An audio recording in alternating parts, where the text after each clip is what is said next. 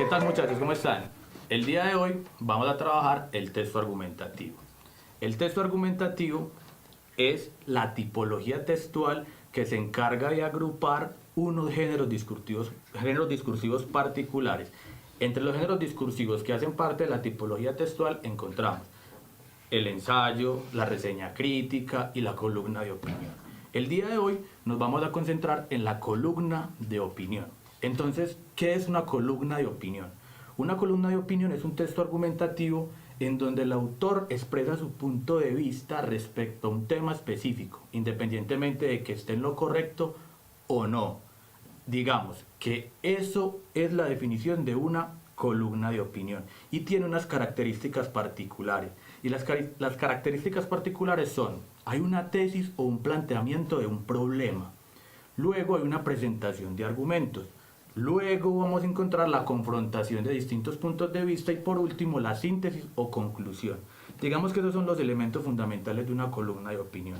Hay que tener en cuenta que, a diferencia del ensayo, la columna tiene una extensión mínima en comparación con este. Es decir, aquí se trabaja una idea del autor y se le trabaja a través de los argumentos, pero no hay una extensión mayor como lo vemos en el ensayo. Entonces lo que vamos a hacer es intentar abordar una columna de opinión con sus particularidades. ¿Cuáles son las particularidades? Hay que anotar que esta columna la vamos a encontrar siempre en la sesión editorial. Una columna de opinión, digamos que los periódicos organizan su información en sesiones. Hay sesiones deportivas, económicas, políticas, pero la columna de opinión siempre va a estar adherida a el editorial. Y además de estar en el editorial, hay que anotar que todos los periódicos tienen una línea ideológica. Entonces eso también es importante que lo tengamos en cuenta, porque no todas las editoriales de todos los periódicos tienen una misma ideología. Entonces eso es importante. En este caso nosotros vamos a trabajar una columna de opinión del periódico El Colombiano. Entonces ya tenemos las características. Aquí tenemos el texto. Vamos a leer.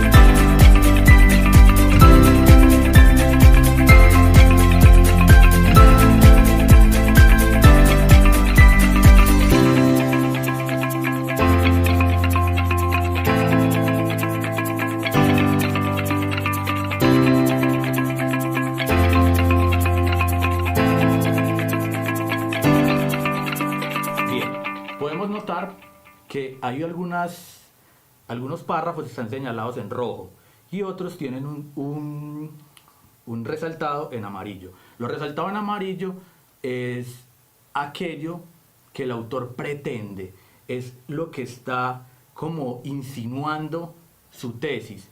Entonces aquí tenemos en nosotros no somos culpables, en rojo, argumentos, es decir, hechos. Recordemos que los argumentos son hechos y la tesis son opiniones. Entonces, claro, aquí se dice que nosotros no somos culpables y como pueden notar, está en amarillo una frase que dice, así que olvidémonos de los pecados individuales. De alguna manera está exonerando a las personas. Entonces digamos que aquí ya se está sugiriendo la tesis. Miren que apenas estamos en el párrafo 3 y ya hay como un planteamiento que tiene como forma de tesis. Posteriormente vamos a encontrar otros dos párrafos en amarillo. Este párrafo que dice maneras eficaces de contribuir lo tenemos en amarillo porque de alguna manera u otra sigue tratando esa inocencia parcial de las personas al respecto de la contaminación. Pero aquí al final encontramos todo el párrafo señalado en una letrica más grande porque aquí encontramos claramente la tesis. Y la tesis del autor es esta, la que encontramos al final del párrafo. Casi que cierra el párrafo con la tesis. Perdón, el texto. Ahora pasamos a identificar la tesis. Y la tesis, muchachos, no es más que desmentir la culpabilidad individual en el calentamiento global y señalar los verdaderos culpables de este fenómeno. Entonces, cuando ya tenemos esto, vamos a pensar en los argumentos. ¿Cuáles son los argumentos que él les pone para explicarnos estas preguntas? Esta tesis, perdón. Para hablar de esta tesis, tenemos argumentos de hecho, cuando habla de la extracción y uso de combustibles fósiles, la ejemplificación cuando habla de las industrias petroleras enjuiciadas por contaminación, y de autoridad o citación cuando trae las palabras de Sebastián Lalinde. Entonces digamos que ya abordamos el texto, identificamos la tesis y sabemos qué tipos de argumentos utilizó. Con esto es suficiente para ahora sí entrar a abordar las preguntas.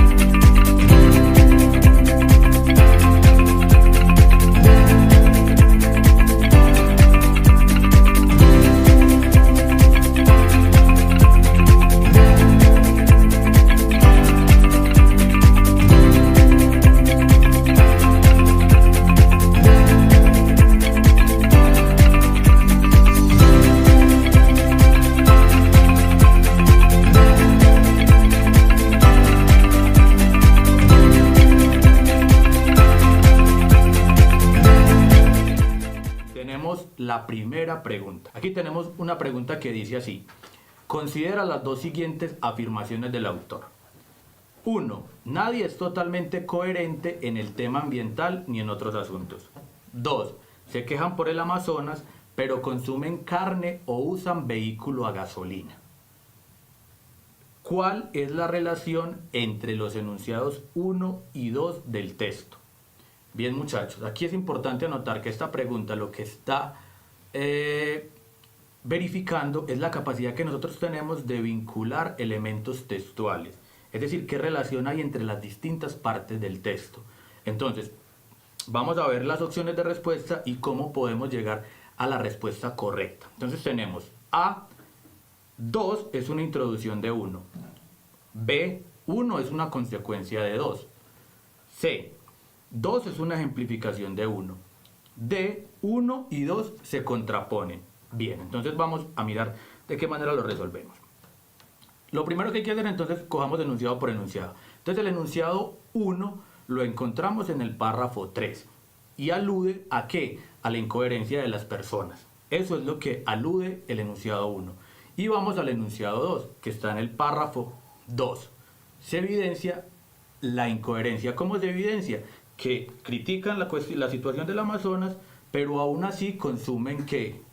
Carne y utilizan gasolina en sus vehículos. Entonces, digamos, entre 1 y 2 hay una relación, es decir, hay una afirmación de la incoherencia de las personas.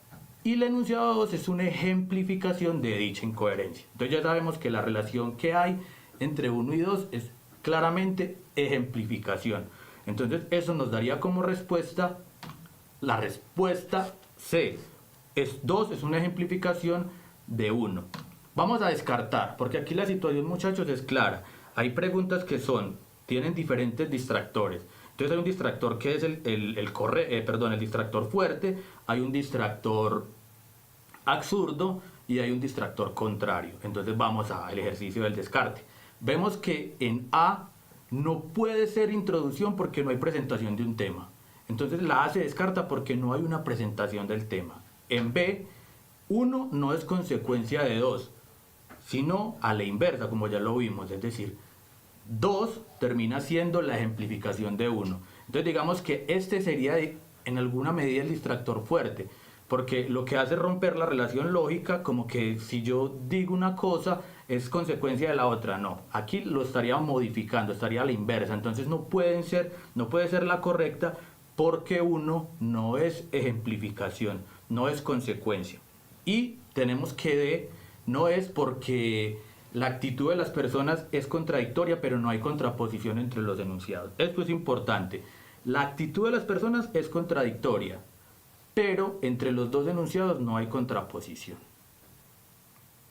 Bien.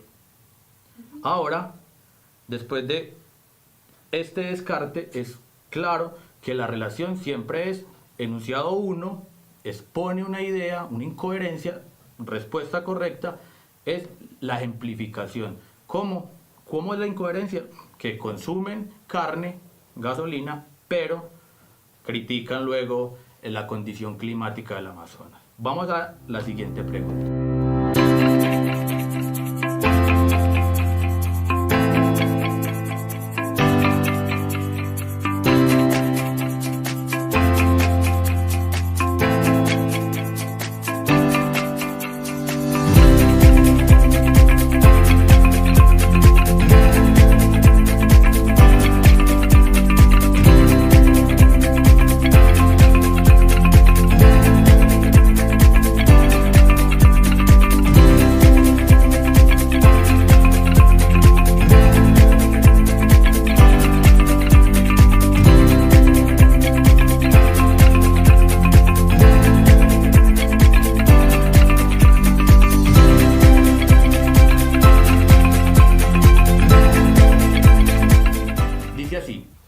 Considera el siguiente fragmento. Se establecen leyes y normas para la conservación, protección, mejoramiento y restauración del medio ambiente y los recursos naturales que lo integran, asegurando su uso racional y sostenible, de acuerdo con las disposiciones y exigencias de entes gubernamentales autorizados. En relación con el texto, el anterior fragmento constituye un resumen. A. Adecuado, ya que permite ampliar la idea que tiene Ramiro Velázquez sobre las acciones individuales de las personas hacia el medio ambiente. B. Inadecuado, ya que constituye una antítesis sobre la relación expresada en el texto entre gobierno y medio ambiente. C. Inadecuado, porque se prioriza la labor del gobierno y no la importancia del medio ambiente y la estabilidad productiva. D. Adecuado, porque da cuenta de las ideas más importantes de Ramiro Velázquez sobre las acciones que llevan a cabo los gobiernos sobre el medio ambiente.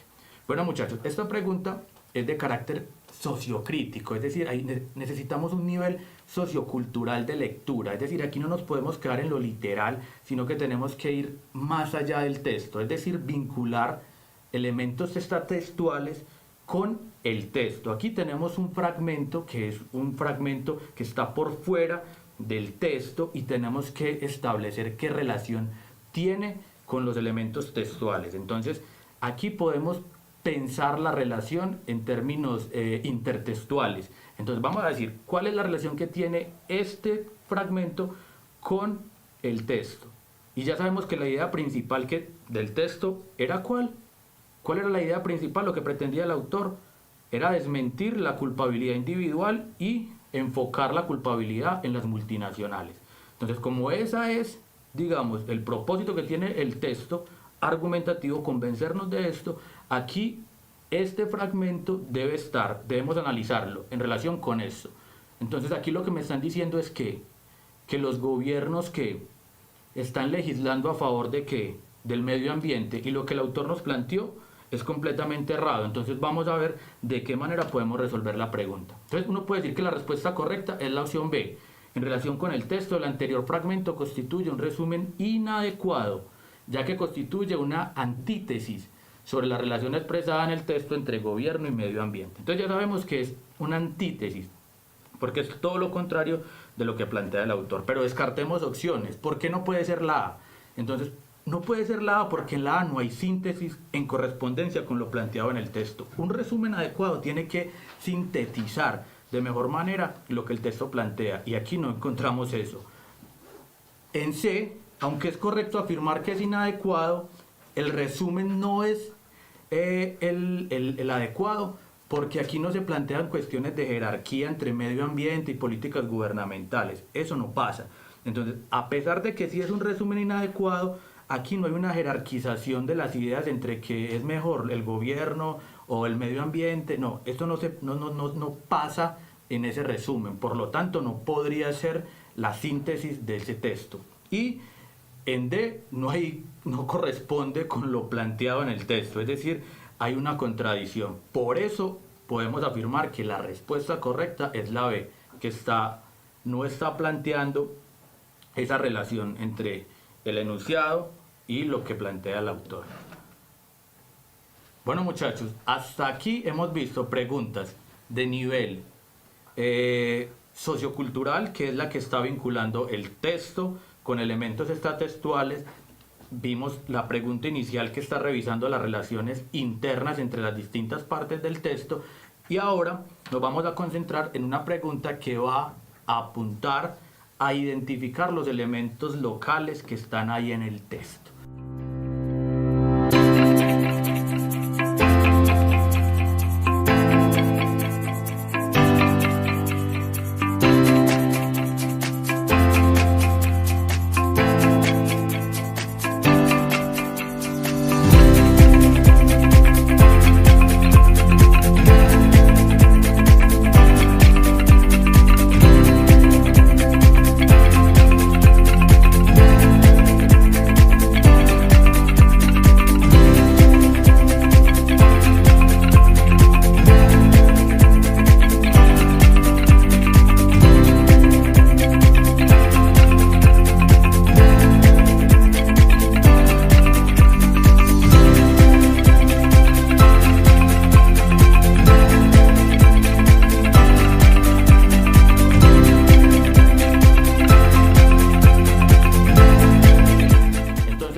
La pregunta dice así: en el enunciado, sembratones por doquier, mea culpa de muchos y reiteradas acusaciones, se quejan por el Amazonas, esgrimen, pero consumen carne o usan vehículo a gasolina.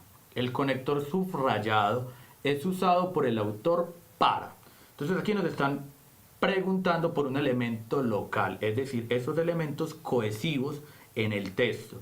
Este conector, ¿qué sentido tiene? Entonces, claro, vamos a pensarlo así: ejemplificar las consecuencias de algunas acciones, o indicar que las personas son consecuentes con sus actos, o C, destacar el consumo desmedido de ciertos productos, y D, mostrar el actuar contradictorio de las personas. Bien, estas son las opciones que nos dan, pero lo que debemos aprender a identificar es la función que cumple cada conector. Entonces, el conector lógico pero es una palabra que se utiliza con el fin de ¿qué? De contraponer, es decir, de marcar una oposición. Ese pero siempre está planteando la posibilidad de introducir una nueva idea. Cuando uno le dice a alguien: mira, lo que pasa es que me gustas mucho, me pareces muy tierno, muy detallista, me encanta compartir contigo, muy divertido, pero amo a Juan. Ven cómo esa partícula pero lo que hace es contraponer una idea. Entonces vamos a mirar entre estas opciones cuál sería la que corresponde. Entonces dice así: la respuesta es la D, debido a que el término es adversativo. Entonces, ¿qué está haciendo ahí? Estamos en oposición, sería entre la queja que presentan las personas por la deforestación de la selva amazónica y al mismo tiempo el consumo de carne y el uso de vehículos de gasolina. Eso es lo que está haciendo el conector pero. Estas son acciones que claramente van en contravía de su lucha por el cuidado y la preservación de la selva. Entonces ese pero lo que hace es advertir la oposición que hay entre estos dos enunciados. Proposición 1, selva amazónica. Proposición 2, consumo de carnes y de gasolina en sus vehículos. Y las contrapone para generar una situación incoherente. Bien, entonces ya tenemos que la respuesta es esa. ¿Por qué no puede ser A? Descartemos otra vez opciones. ¿Por qué no podría ser A? Porque en A me están exigiendo un conector de ejemplificación. ¿Cuáles son los conectores de ejemplificación? ¿Cuáles? Tal es el caso, para ejemplificar, en otras palabras, es decir, en particular, es precisamente. Esos son los conectores que nos van a hablar de una ejemplificación. Y en B nos están hablando de una causa y un efecto. La opción de respuesta dice indicar que las personas son consecuentes. Entonces, para expresar una consecuencia debería utilizarse un conector lógico que exprese causa y efecto. ¿Cuáles? ¿Por qué? Por consiguiente, por esta razón, de esto se sigue, por este motivo, según lo cual. Esos son conectores que expresan consecuencia. Y en D nos están pidiendo mostrar, dice que en D hay mostrar el actuar contradictorio de las personas.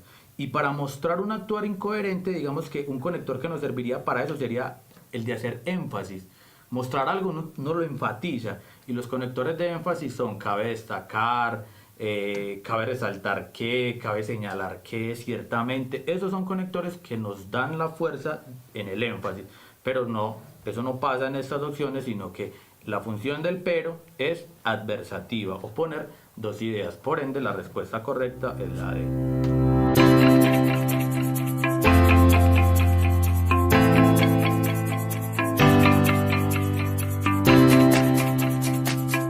Hola a todos, este video es una elaboración del área de lenguaje de Instruimos y el día de hoy vamos a hablar de la tesis en el texto argumentativo. ¿Qué es una tesis? La tesis en el texto argumentativo es una afirmación que expresa una posición frente a un tema. En otras palabras, es la postura que toma el autor en un texto y que defiende a partir de argumentos con el fin de persuadir o convencer al lector. La tesis debe tener unas características específicas. Primero que todo, debe ser discutible. La tesis debe ser algo sobre lo cual la gente pueda tener diferentes opiniones. Si la tesis constituye una idea generalmente aceptada o que se toma como un hecho, entonces no hay razón para tratar de persuadir a los lectores. Es decir, la tesis trata sobre lo subjetivo del escritor, porque es lo que él piensa sobre ese tema. No puede ser de un tema objetivo porque no sería discutible. Acá tenemos dos ejemplos de una tesis discutible y una no discutible. Al menos 25% del presupuesto nacional se debería destinar a limitar la contaminación. Vemos entonces que esta tesis es discutible porque genera diferentes puntos de vista u opiniones. Algunos ciudadanos podrían pensar que así es como se debe gastar el dinero de la nación. Otros, por su parte, dirían que se debería gastar más dinero en educación, y otra parte de la población podría argumentar que las corporaciones y no el gobierno deberían ser quienes frenen la contaminación. La contaminación es mala para el medio ambiente.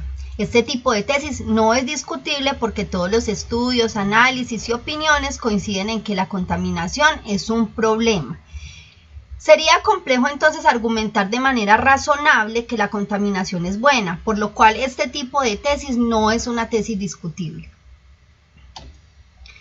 En segundo lugar, debe ser sustentada con argumentos. La posición que se asume en el texto en cuanto es discutible se debe defender a través de razones o argumentos que la justifiquen, que la sustenten y ratifiquen.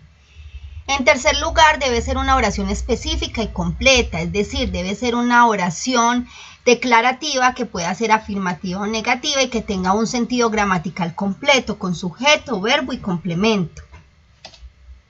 Acá tenemos un ejemplo de una tesis a favor de la ingeniería genética en los países subdesarrollados y dice: la ingeniería genética es la herramienta que permitirá a los países en vía de desarrollo alcanzar altos niveles económicos en los próximos 20 años. Es una tesis que está escrita a manera de afirmación, es contundente porque deja clara la postura del autor, de quien va a defender esta tesis. Incluye unas variables o conceptos claves, tales como ingeniería genética, países en vía de desarrollo, altos niveles económicos, próximos 20 años. Estos conceptos permiten entonces dejar en claro desde el inicio de qué es lo que se va a hablar en el texto. Es debatible, claro que es debatible, porque si bien aquí está la postura afirmativa o a favor de este tema, también podría haber alguien que afirme que la ingeniería genética no es el camino para promover el desarrollo económico en países subdesarrollados o en vía de desarrollo. ¿Puede ser sustentada a través de argumentos? Claro que sí.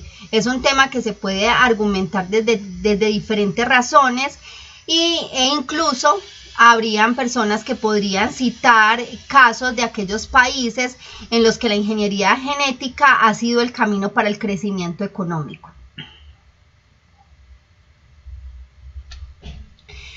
Debemos tener en cuenta entonces que la tesis es una afirmación específica que debe cubrir solo lo que se va a discutir en el texto, que es una idea completa que se escribe en una oración con sujeto, verbo y complemento.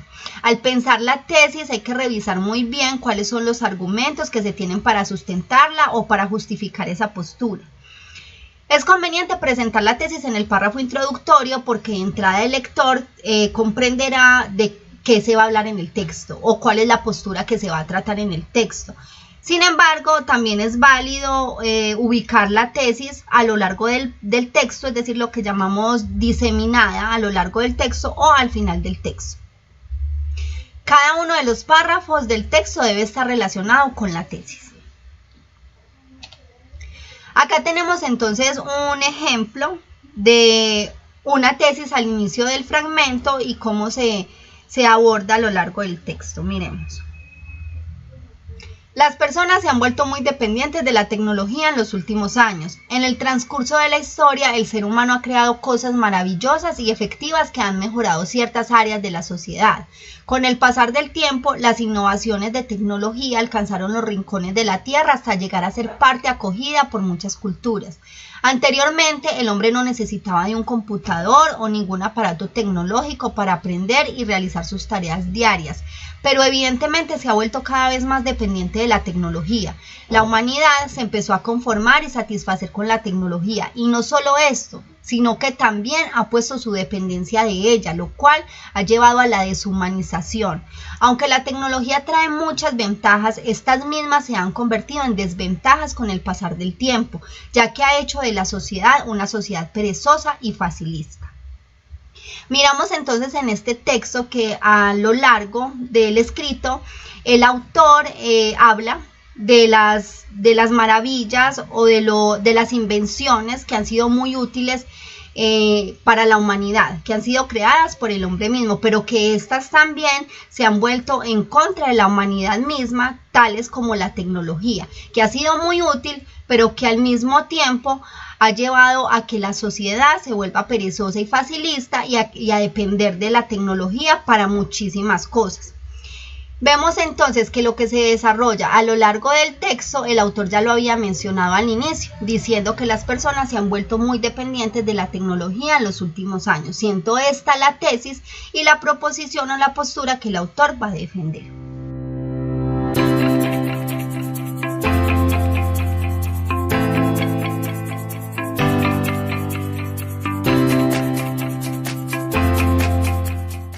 Hola, entonces en este momento continuaremos con una pequeña lectura y unas respectivas preguntas que nos ayudarán a complementar la teoría e incluso pues lo que se ha visto del texto argumentativo. Entonces acá tenemos este pequeño texto que dice así: tal vez ningún invento afectó la vida cotidiana estadounidense en el siglo XX más que el automóvil.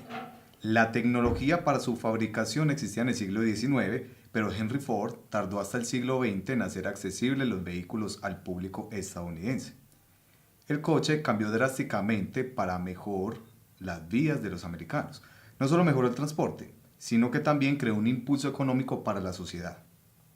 La demanda de caucho se disparó y la construcción de carreteras creó miles de puestos de trabajo.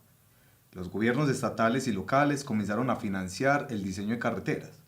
Comenzaron a aparecer las gasolineras y los mecánicos podían ganarse la vida arreglando los inevitables problemas con los automóviles.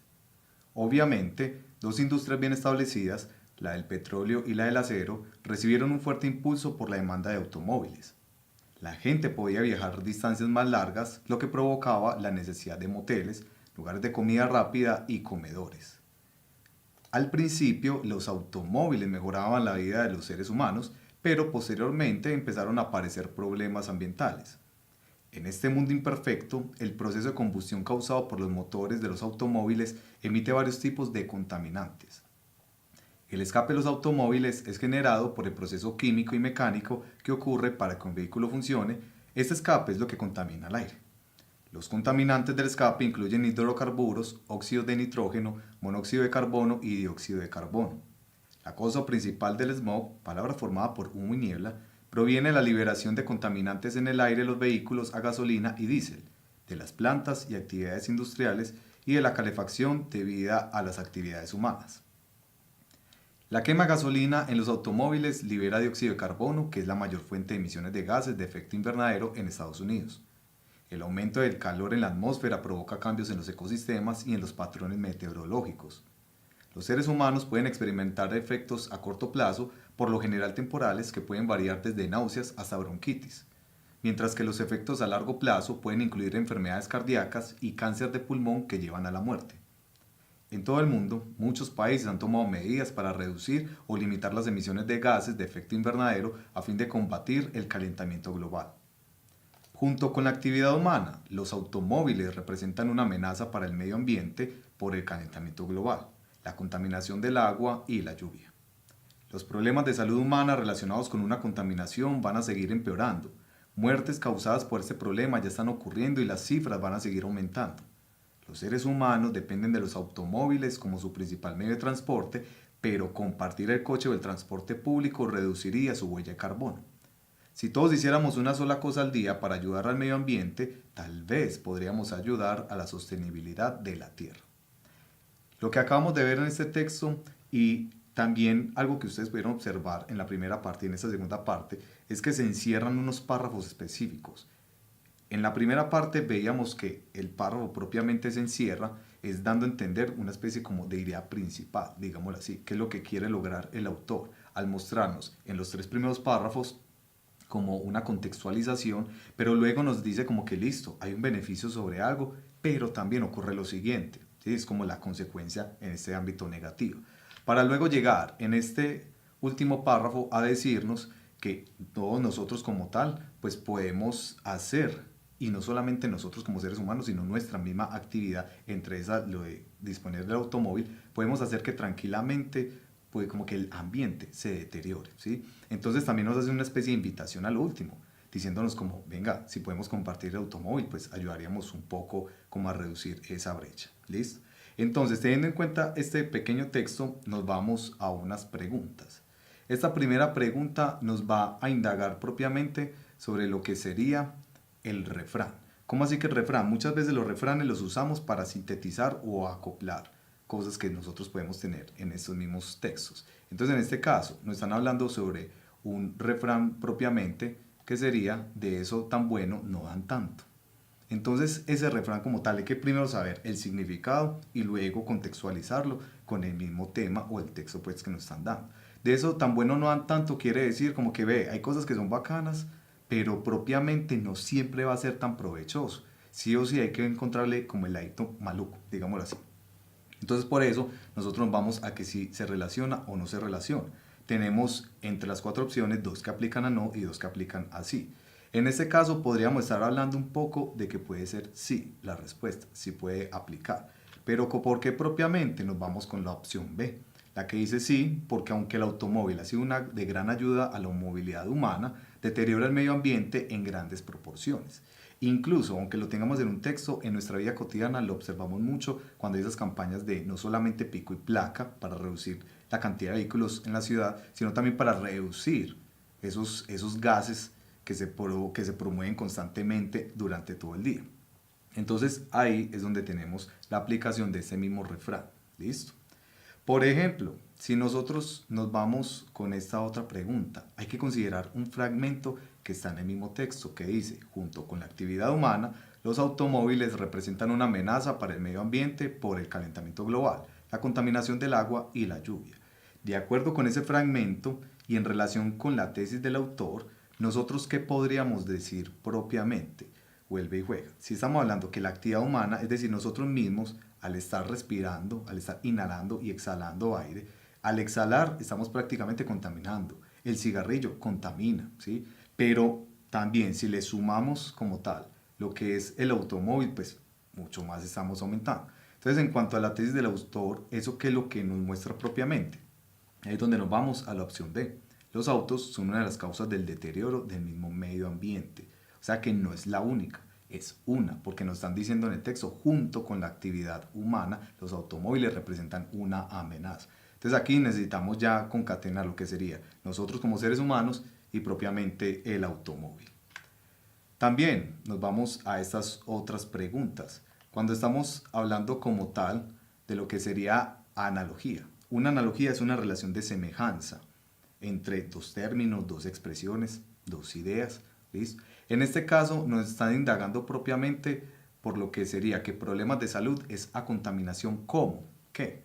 Entonces los problemas de salud en este caso sería, digámoslo así, como la causa. ¿Listo? Pero no. Uno cree que las analogías pueden ser siempre como en ese orden, causa-efecto. En este caso sería al revés. Tendríamos que los problemas de salud son el efecto propiamente y la causa sería en este caso la contaminación. Por eso, la otra parte de la analogía tenemos que establecerla también con lo que sería el efecto y luego la causa. Entonces, en este caso, nosotros ¿qué podríamos decir? Que la opción de respuesta correcta sería la C. Que el calentamiento global es la liberación de dióxido de carbono. Es decir, si aquí dijimos que los problemas de salud son la consecuencia y la contaminación es la causa, entonces el calentamiento global como tal sería una consecuencia de la liberación de dióxido de carbono. Y ambos apuntan a lo mismo y es como consecuencias negativas al mismo medio ambiente.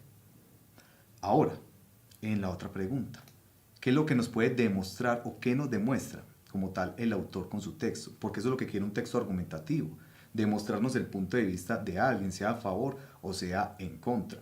Que hay que recordar también que cuando estamos hablando de convencer, que es como lo propio del texto argumentativo, hay que saber si el autor quiere disuadir o persuadir. Persuadir y disuadir son sinónimos como tal de convencer, pero la función de ese convencer varía. Si es persuadir, sería convencer para que alguien opte por algo, o se alíe con algo, se una con un propósito. En cambio, disuadir también, aunque tenga que ver con convencer, tiene que ver también con que se quiera hacer algo, pero se quiera es como separarse propiamente. Entonces, vuelve y juega. Cuando estamos hablando de persuadir y disuadir, ambas van con lo mismo que es convencer. Pero convencer en persuadir es a que alguien se una, en cambio disuadir, que es convencer también, es a que alguien se separe. Entonces, en este caso, nosotros podríamos estar diciendo que el autor que es lo que nos quiere demostrar, de qué es lo que nos quiere convencer un poco. Entonces, por eso nos vamos con la opción B, que a pesar de que la industria automotriz brinda una mejor movilidad a la humanidad, no controla su impacto negativo en el mismo ambiente. Entonces, en este caso, no nos está persuadiendo a que nosotros como que obtengamos vehículos, sino que antes nos está disuadiendo un poco a que nos separemos tanto del vehículo. Pero entraría a la otra parte que sería, si nos quiere persuadir, convencer de que nos unamos a algo, ¿qué sería? Pues, hombre, entonces, si usted tiene un vehículo, compártalo con otras personas. Así disminuimos como tanta contaminación y así estamos haciendo algo por el planeta, ¿cierto? Porque vuelve y juega, lo que necesitamos también es una sostenibilidad, de acuerdo con lo que nos decían en el último párrafo. ¿Listo? Así es como vamos a estas otras preguntas. El autor, propiamente, fija una posición. ¿Por qué? Todo autor de un texto argumentativo debe mostrar su posición personal, que como lo reiteramos, a favor o en contra, ¿sí? Entonces, en este caso, la posición de él la fija ¿Por qué? ¿Cuál sería la razón? Dice la opción C. Plantea una crítica a través de la cual denuncia los peligros ambientales del modelo de transporte actual. ¿Por qué hay una crítica? Porque nos dice, listo, nosotros seres humanos, porque sí podemos contaminar, pero tanto uso del automóvil hace que se contamine mucho más, ¿listo? Entonces por eso está denunciando esos peligros ambientales en cuanto al transporte que sería el automóvil. Y ya para ir finalizando, un título, ¿sí? De acuerdo a lo que también nos hablan sobre la tesis tiene también mucho que ver con el título, porque ambos sí o sí se concatenan, ¿listo? Entonces, si aquí la tesis tiene que ver propiamente con que no solamente nosotros contaminamos o hay una crítica a esa contaminación, sino que lastimosamente nosotros no somos conscientes de ello, entonces un título en este caso podría ser algo más de índole, digamos así, como aconsejar, ¿cierto? Como tratar también de ser un poco reflexivos, pero también como invitar, hombre, y por eso vuelve y juega el último párrafo, ¿sí? Esa invitación a ser más sostenibles con el planeta Tierra. Por eso es que nos vamos con la opción B, que la Tierra corre peligro. Un futuro esperanzador puede ser, pero el texto está hablando sobre qué, sobre que si seguimos con la misma actividad, eso va para abajo. Si decimos los autos del futuro, ¿dónde nos hablan de los autos del futuro? En ningún lado, solamente nos dicen que los autos como tal están dañando la tierra o están contaminando mucho más. Los autos del futuro podrían ayudar, sí, pero no es algo que está en el texto. Y la contaminación es un mal menor, no es mal menor, porque por eso, como dijimos en la pregunta anterior, está planteando esa crítica en la cual quiere denunciar los peligros ambientales del sistema de transporte que sería el automóvil. ¿Listo? Estas preguntas, ustedes ven, son muy sencillas, son como muy puntuales, ¿sí? Lo que ustedes pueden hacer siempre es leer columnas de opinión. Recuerden, los periódicos ya están virtuales. Ustedes tranquilamente una vez al día o 2 veces a la semana pueden leer columnas de opinión, ¿sí? Algo que les llame la atención incluso con el título, y ustedes le pueden sacar idea central, que la tesis, que la posición del autor, etc. Y todo ese ejercicio les va a ayudar a que cuando ustedes se enfrentan a un texto argumentativo puedan tener con esas mismas bases las respuestas, aunque no tengan propiamente esos tipos de preguntas cerradas. Porque aquí lo que estamos propiciando es como tal que ustedes tengan un bagaje no solamente conceptual, sino que también tengan un bagaje de lectura, y que por ende cuando en algún momento lleguen a escribir, especialmente un texto argumentativo, ustedes ya sepan la estructura, el por qué escriben, cómo escribirían, para qué escribirían, etc.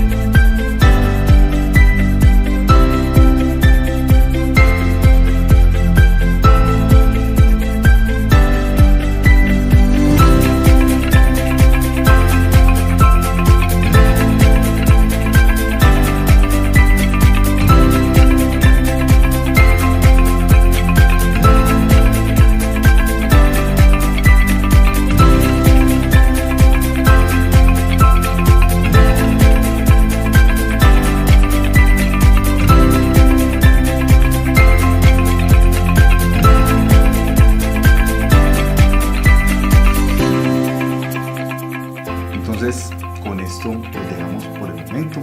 Les agradecemos pues su tiempo y esperamos que todo este material siempre sea de ayuda para ustedes. Cuídense.